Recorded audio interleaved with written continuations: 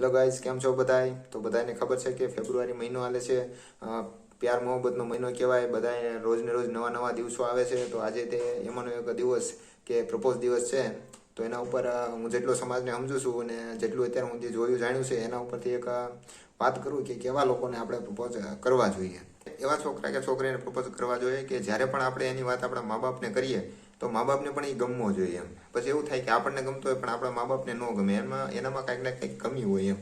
અને જે વસ્તુને હતાડવી પડે એનો મતલબ કે એમાં કાંઈ કમી છે કે કાંઈક ખોટું કરી રહ્યા છો એટલે હતાડતા છો. જેવા તેવા લેટવાળિયા વારે કાંઈ કરો નહીં, નહીંતર ફસાઈ જાઓ.